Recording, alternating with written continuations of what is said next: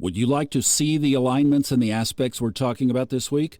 Well, check out the weekly overview on the funastrology.com YouTube channel. A picture really is worth 1,000 words.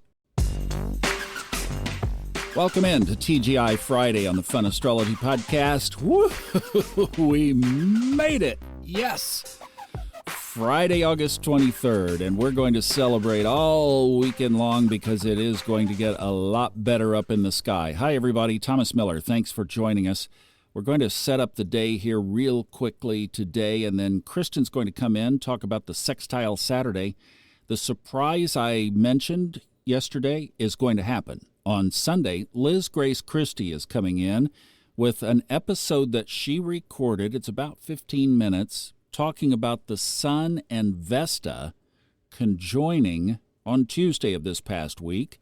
She recorded it on Tuesday, but she sent it to me, and I'd like to play it. So we don't talk about the asteroids around here during the week, but I know a lot of you follow them, and she has some really good thoughts that I think you're going to enjoy on that conjunction, the Sun and Vesta. So that will be something to look forward to on Sunday. Now, today, really quick, we talked about this yesterday. Let's do the chronology. 8:20 this morning, Mercury in retrograde until Wednesday in Leo, trines retrograde Chiron in Aries. So this is a fire trine between two retrograde planets. How about that?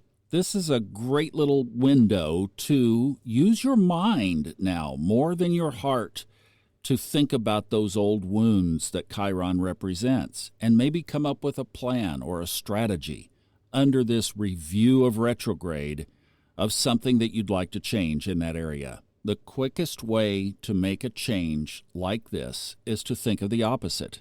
So if you're headed in one direction, let's say that Chiron represents a relationship issue. Let's just say, for grins and giggles, that it's something about nagging like we talked about yesterday, overly critical. Well, what's the opposite of that? So you identify that in your mind, and then you think about what's the opposite. You know, we don't have to do yoga and meditate about this. It's to obviously compliment somebody, uplift them, encourage them, support them verbally, all things Mercury. And at first, it might seem a little awkward, especially if you're not used to it, because you've identified that as like, I'm always nagging. Well, okay, so now you're always lifting them up. Gosh, I might be gushing too much, you might think.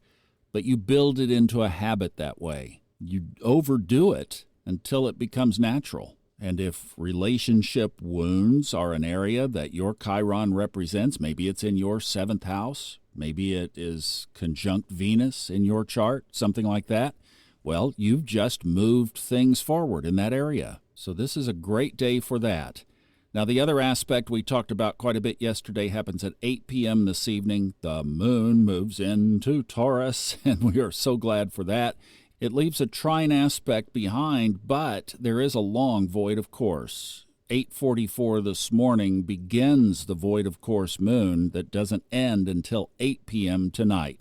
So, yep, that was most of 12 hours. All day today, if you follow the voids of course, is one. Now, we've been looking forward to Saturday because it's a ray of hope. We have twin sextiles, Sextile Saturday, and I thought it would be great to hear from Kristin with some of her thoughts on this really bright light of energy coming into our lives this week. Hi, Thomas and Fun Astrology Podcast listeners. This Saturday, August 24th, Mercury in Leo, which is retrograde, will make a sextile to Mars and Gemini. This is actually the second of 3 sextiles between Mercury and Mars because of Mercury retrograde. The first being June 21st, when Mercury was in Cancer and Mars was in Taurus. Now with Mercury in Leo and Mars in Gemini. And the next to come September 11th with Mercury in Virgo and Mars in Cancer. This is a really great energy of bringing about new ideas. As Robert Hand says, you should take any opportunity that arises today. But maybe with Mercury in retrograde, this is more about adjusting ideas that came up on June 21st, the first time the two planets made the sextile aspect, and being able to initiate a great outcome by September 11th when they meet again for the last time. The readjustment phase of the Mercury retrograde is a wonderful time to just be dotting your I's and crossing your T's, making sure that all the ideas will have the best outcome in the long run, especially since these aspects are spanning over 3 different signs in your chart. May this bring you inspiration and be able to take advantage of the opportunities that come your way. Great advice, Kristin. Thank you so much, and we do get that energy shift change. Now, for Sunday, Liz Grace Christie will be here with that special edition on the Sun-Vesta conjunction from Tuesday, and also the moon late Sunday night will enter Gemini, and it will be in the early degrees of Gemini when we convene again on Monday morning. I'll be back with Merriman tomorrow. A lot to talk about on the market. And we will see you back here again on Monday. So have a wonderful weekend. Thanks so much. Thank you, Kristin. Love you guys. Bye-bye.